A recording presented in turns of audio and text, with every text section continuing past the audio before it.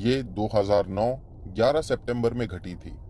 मुझे दिन इसलिए याद है अच्छे से क्योंकि उस समय मेरे एक दोस्त का बर्थडे था और मैं उसके घर पर उसके बर्थडे के सेलिब्रेशन के लिए गया हुआ था। जब मैं वहां से लौट रहा था तब रात के कुछ 11:30 बज रहे थे।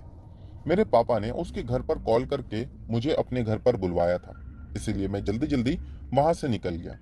जब मैं रास्ते में आ रहा था मेरे पास साइकिल थी। मैं साइकिल चलाते हुए तेज गति के साथ अपने घर के लिए आगे बढ़ रहा था। उस समय मेरी उम्र 18 साल या 19 साल की रही होगी।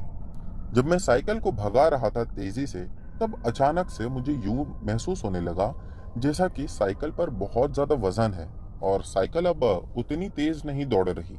इसीलिए मैंने साइकिल को थोड़ा सा आगे जाने के बाद रुका दिया और जब पीछे मुड़कर अच्छे से देखा तो मुझे कुछ भी समझ में नहीं आया। मैंने साइकिल को उठाकर भी देखा, लेकिन साइकिल बिल्कुल ठीक और नॉर्मल थी। मैं फिर से साइकिल चलाने लगा। तभी सामने मैंने एक औरत को देखा जो कि मेरे दाई ओर रोड के खड़ी हुई थी और उसके पीछे बहुत सारी जंगली झाड़ियां थी।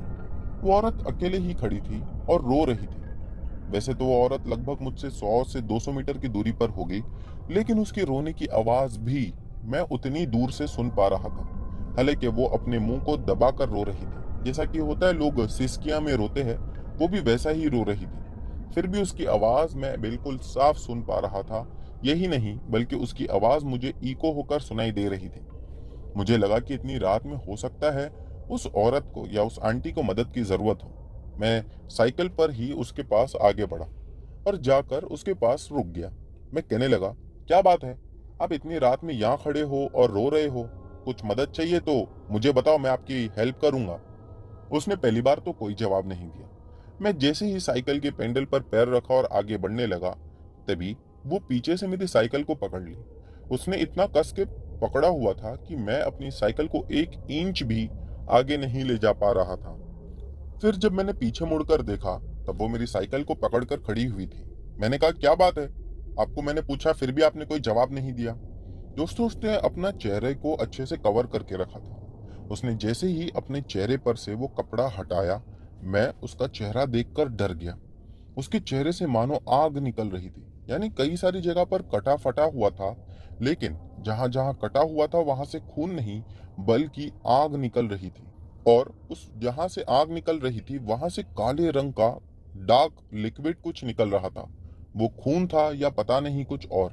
मैं ये देखकर तो जोर से चीख मारा और साइकिल को वहीं पर छोड़कर वहां से भागने लगा।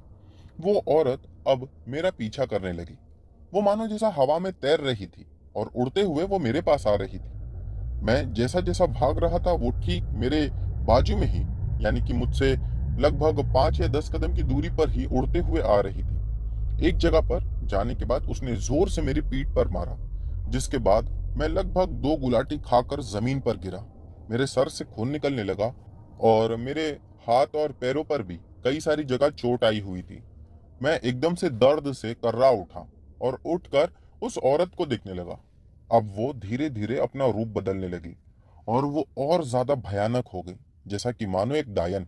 उसके बाल भी जल्दी जल्दी कैसे बढ़ रहे थे मुझे नहीं समझ में आया।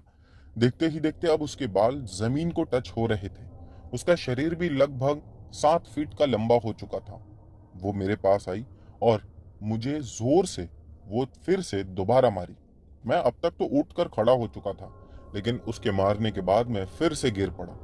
जैसे ही मैं गिरा तब मैं काफी पीछे गया और जब मैंने पीछे मुड़कर देखा मुझे कुछ आवाजें आने लगी तो पाया कि वहां पर कई सारे लोग थे जो किसी को लेकर जा रहे थे।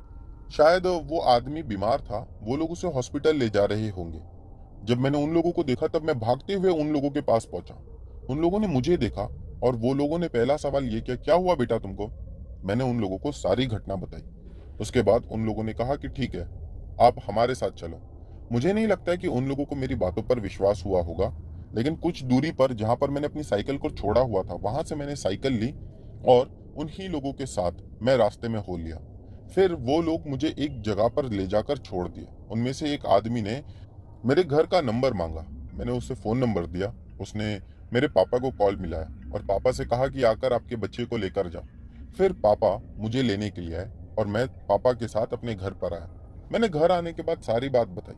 मेरे पापा ने कहा कि इसीलिए तुझे रात में बाहर जाने मना करते हैं, लेकिन तू हमारी बात सुनता नहीं। दोस्तों, मुझे नहीं लगता है कि मेरी इस बात पर मेरे मम्मी पापा को भी यकीन आया होगा। लेकिन हाँ, जितने भी मेरे दोस्त थे, जब मैंने उन लोगों को ये बात बताई तो उन लोगों ने मेरी बात पर विश्वास कर लिया। मेरे पापा कहने लगे कि तू लेट आया है ना, मैं अगर इसे मारूंगा या इसे डांट लगाऊंगा, इसीलिए अपनी गलती छुपाने के लिए झूठ कह रहा है। लेकिन मैं झूठ नहीं बोल रहा था, मेरे साथ वो सब सच में घटा था। और दोस्तों, एक और अचंभे की बात तो ये है कि अगले दिन मम्मी ने मुझसे कहा कि अगर पापा की डांट से और मार से इतना डर लगता है तो जल्दी आ जाने का। पापा की डांट से बचने के लिए तूने खुद को इतनी चोट क्यों पहुंचा ली? मैं उन्हें क्या बताता कि मैंने खुद को नहीं चोट पहुंचाई, बल्कि उस चुड़ैल ने मेरी ये दुर्गत बना दी थी।